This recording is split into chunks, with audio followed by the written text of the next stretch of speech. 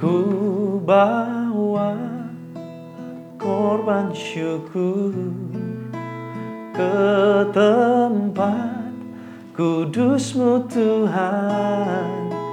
Hatiku limpah dengan syukur, sebab Tuhan baik. Sebab Tuhan baik. Lagi katakan ku bawa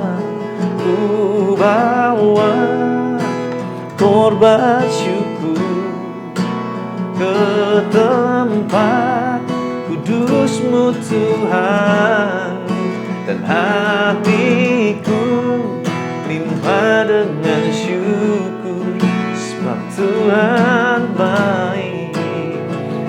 Oh, sebab Tuhan baik. Oh, sebab Tuhan baik. Amin.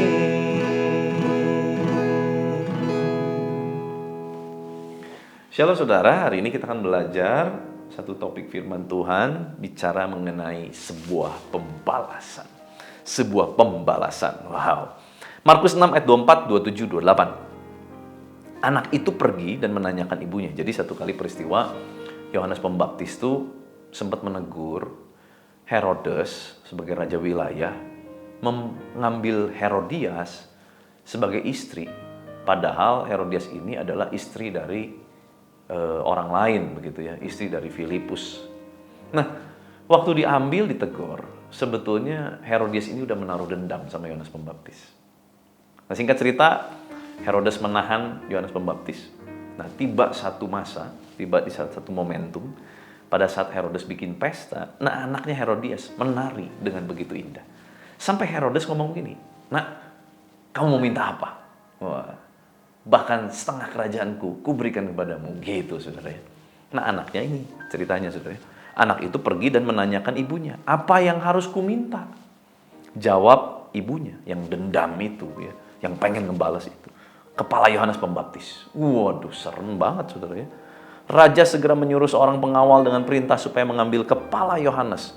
Orang itu pergi dan memenggal kepala Yohanes di penjara. Ia membawa kepala itu di sebuah talam dan memberikannya kepada gadis itu, dan gadis itu memberikannya pula kepada ibunya. Serem banget, saudara, ya, kalau baca kisah ini, ya. Seorang wanita tega nyuruh anaknya, anak perempuan pula, meminta sebuah permintaannya, itu kepala orang. Yang artinya kepalanya dilepas dari badannya, saudara. Terpisah gitu dari tubuhnya. Ngeri banget ya, keji sekali. Bahkan dibawa ke dalam sebuah pesta di mana banyak tamu, lihat, sebuah talam. Ngeri ya gitu ya, kalau denger ini ngeri. Tapi sebenarnya kalau kita tarik, oke, peristiwa ini mungkin tidak ada di zaman sekarang. Tetapi sebetulnya ini kan bicara mengenai pembalasan. Pembalasan yang disimpan. Nunggu momen. Ada momen bagus, hajar gitu kan. Gaspol, sikat, habisin. Bagaimana dengan kita, saudara? Kalau kita juga sering untuk menunggu, untuk membalas. Bahkan mengambil porsi membalas menjadi milik kita, bukan milik Tuhan. Apa bedanya kita sama Herodias? Yang cuma nunggu momentum untuk membalas kepada perlakuan seseorang. Dan kita pasti pengen membalas dengan sesuatu yang lebih menyeramkan. Saudara, makanya Tuhan kan bilang gini ya. Berapa banyak Tuhan kita harus ngampunin. Petrus bilang gitu sama Tuhan Yesus. Tuhan Yesus bilang 7 kali 70 kali. Ini kan sebetulnya adalah statement yang mirip sama statementnya siapa, saudara? Kain. Ya. Waktu Kain punya anak, saya lupa namanya siapa ya. Nah, si anak itu bilang gini, wah, kalau orang berani membalaskan kepada Kain 7 kali, kepadaku 7 kali 70 kali, begitu, saudara. Itu bicara soal pembalasan. Di mana manusia terus haus terhadap yang namanya pembalasan. Tetapi waktu Yesus datang, Yesus mengubah semua itu. Sebab Yesus tahu pembalasan tidak akan pernah ada akhirnya. Sama kayak film silat, saudara. Papanya dibunuh sama seseorang dari keluarga B. Keluarganya semua dibunuh. Kesisa satu orang anaknya yang paling kecil. Tumbuh dewasa, dilatih sama Grandmaster Kungfu begitu. Silat lagi, ketemu lagi, silat lagi. Yang ini ngabisin keluarga si A. Dibunuh semua satu keluarga. Sisa lagi anak yang paling kecil. Anak yang paling kecil tumbuh dewasa. Belajar silat juga, dendam juga. Dibunuh lagi. Terus gak ada habisnya, saudara. Makanya pembalasan itu tidak pernah ada habisnya. Maka dari itu Yesus berkata, ampuni 7 kali 70 kali. Wow. Yesus sedang berkata begini, konsep berpikir manusia tentang pembalasan itu harus dihapuskan dalam ingatan manusia. Karena yang harusnya ada adalah konsep berpikir bagaimana kita melepaskan pengampunan.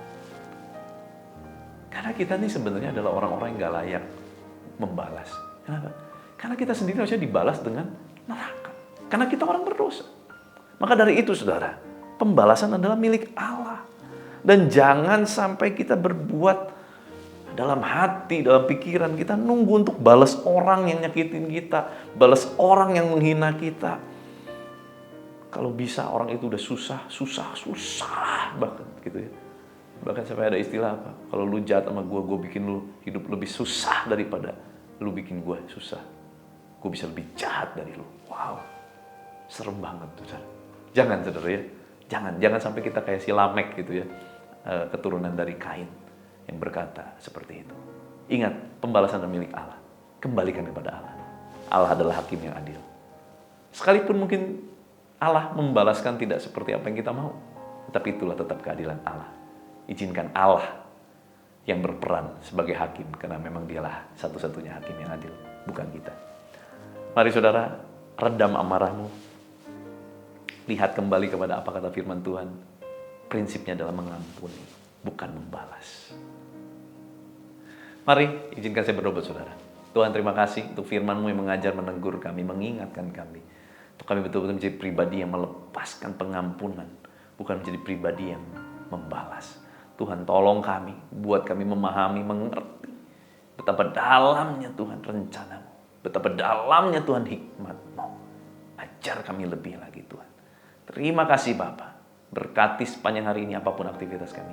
Diserahkan dalam tangan penyertaan kasih-Mu.